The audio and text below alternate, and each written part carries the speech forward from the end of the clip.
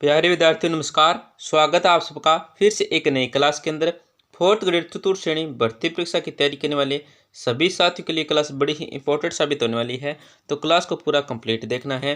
Last में आपको comment करना है आपके कितने प्रश्नों में कितने प्रश्न जो सही हुए हैं और कितने प्रश्न गलत हुए हैं। तो बहुत ही महत्वपूर्ण है। क्लास का 1 नंबर प्रश्न है आपका, काठ का रैन बसेरा महल राजस्थान के किस जिले में है। दोस्तों, जो काठ का रैन बसेरा महल है ये राजस्थान के कौन से जिले के अंदर है। तो ऑप्शन आपके बीकानेर है, जोधपुर है, उदयपुर है, झालावाड़ है। तो इस प्रश्न में जो आपका सही उत्तर होगा वो हो जाए option number D. Option number D आपका सही उत्तर। झालावाड़ के अंदर दोस्तों काठ का रैन बसेरा महल है, ये राजस्थान के झालावाड़ जिले के अंदर स्थित है। आपका अगला प्रश्न क्या है, धनोप माता का मंदिर कहाँ स्थित है। दोस्तों, जो धनोप माता का मंदिर है ये कहाँ पे स्थित है। ऑप्शन आपके अजमेर है, भीलवाड़ा है, जोधपुर है या बीकानेर है। तो इस प्रश्न में जो आपका सही उत्तर होगा वो हो जाए option number B. Option number B आपका सही उत्तर दोस्तों भीलवाड़ा के अंदर है। धनोप माता का जो मंदिर है ये भीलवाड़ा के अंदर स्थित है। आपका अगला प्रश्न क्या है, हनुमानगढ़ और गंगानगर के आसपास के प्रदेश का प्रचलित नाम क्या था।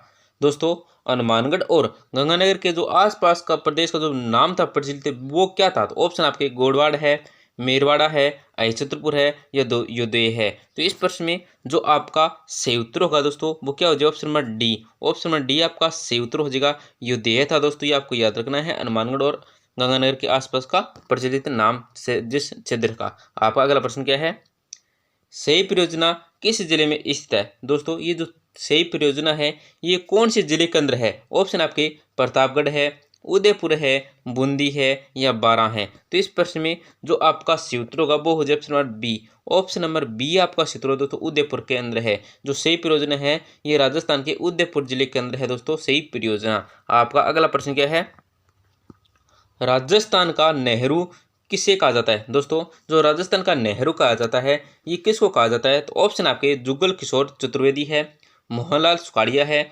जयनारायण व्यास है, दामोदर लाल व्यास है। तो इस प्रश्न में जो आपका सही उत्तर होगा वो हो जाए option number A. Option number A आपका सही उत्तर दोस्तों, जुगल किशोर चतुर्वेदी को राजस्थान का नेहरू कहते हैं। क्या है, राजस्थान का नेहरू कहते हैं जुगल किशोर चतुर्वेदी को। आपका अगला प्रश्न क्या है, झालावाड़ व गागरोन किस नदी के किनारे बसे हुए हैं। दोस्तों, जो झालावाड़ है और गागरोन है ये कौन सी नदी के किनारे बसे हुए हैं।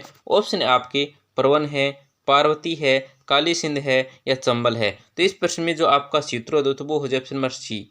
ऑप्शन नंबर सी आपका सूत्र दोस्तों, झालावाड़ व गागरोन है ये काली सिंध नदी के किनारे क्या है, बसे हुए हैं। आपका अगला प्रश्न क्या है, 2.5 दिन के झोंपड़े का निर्माण किसने करवाया था। दोस्तों, 2.5 दिन के झोंपड़े का जो निर्माण करवाया था, 2.5 दिन के झोंपड़े का जो निर्माण करवाया था ये किसने करवाया था। ऑप्शन आपके कुतुबुद्दीन ऐबक है, बलवन है, अलाउद्दीन खिलजी है या इनमें से कोई नहीं। तो इस प्रश्न में जो आपका सही उत्तर है दोस्तों वो हो जाए option number A. Option number A आपका सही उत्तर है दोस्तों, कुतुबुद्दीन ऐबक ने 2.5 दिन के झोंपड़े का निर्माण करवाया था। दोस्तों, ये आपको याद रखना है, बहुत ही महत्वपूर्ण प्रश्न है। ऑप्शन नंबर ए आपका सही उत्तर हो जाएगा। आपका अगला प्रश्न क्या है, कालीबंगा का शाब्दिक अर्थ क्या है। दोस्तों, जो कालीबंगा का शाब्दिक अर्थ है ये क्या है। ऑप्शन आपके काला पत्थर है, जुता हुआ खेत है, काली चूड़ियां हैं या उपरोक्त सभी। तो इस प्रश्न में जो आपका सही उत्तर है दोस्तों वो हो जाए option number C. Option number C आपका सही उत्तर दोस्तों, काली चूड़ियां होता है। कालीबंगा का जो शाब्दिक अर्थ होता है ये होता है दोस्तों काली चूड़ियां।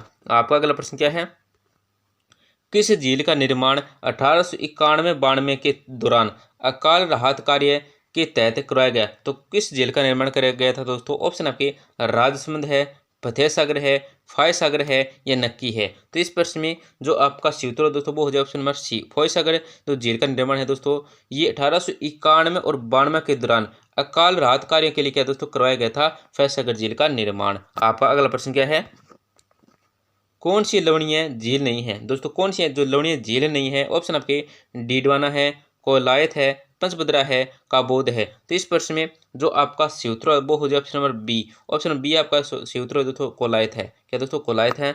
आपका अगला प्रश्न क्या है, पिछोला झील को वर्तमान में किस झील से जोड़ा गया है। दोस्तों, जो पिछोला झील है इसको वर्तमान के अंदर कौन सी अन्य झील से जोड़ा गया है। तो ऑप्शन आपके राजसमंद है, जयसमंद है, फतेह सागर है, उपरोक्त सभी। तो इस प्रश्न में जो आपका सी उत्तर का बहु ऑप्शन नंबर सी हो जाएगा।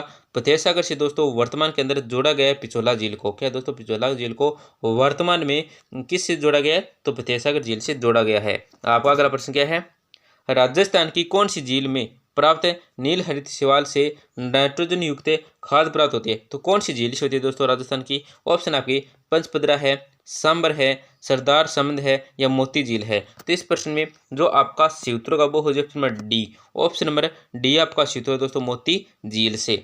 आपका अगला प्रश्न क्या है?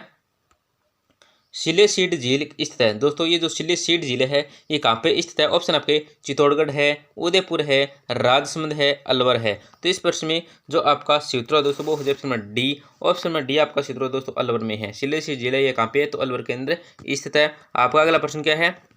वह झील जिसके तट पर संगमरमर के 25 शिलालेख स्थित हैं। दोस्तों वह झील जिसके तट पर क्या है? संगमरमर के 25 शिलालेख स्थित हैं। तो ऑप्शन आपके जयसमंद है, राजसमंद है, फतेह सागर है, ये पिछोला है। तो इस प्रश्न में जो आपका सूत्रों का वो हो जाए option number B. Option number B आपका सूत्र दोस्तों राजसमंद झील है। आपका अगला प्रश्न क्या है?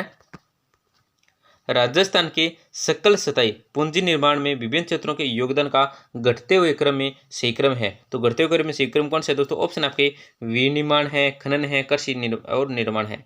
बी है दोस्तों निर्माण है, कृषि विनिर्माण है, खनन है। सी दोस्तों निर्माण है, फिर विनिर्माण है, फिर कृषि है और फिर खनन है।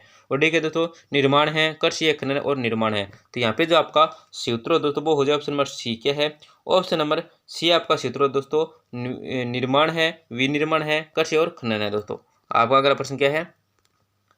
नाथरा की पाल किस खनिज के लिए प्रसिद्ध है? दोस्तों जो नाथरा की पाल है ये किस खनिज के लिए प्रसिद्ध है? तो ऑप्शन आपके एस्बेस्टोस है, टंगस्टन है, रॉक फास्फेट है या लोहे एसिड है। तो इस प्रश्न में जो आपका सूत्र दोस्तों वो हो जाए ऑप्शन डी। ऑप्शन डी आपका सूत्र दोस्तों लोहे एसिड के लिए दोस्तों प्रसिद्ध है नाथरा की पाल, ये आपको याद रखना है। आपका अगला प्रश्न क्या है?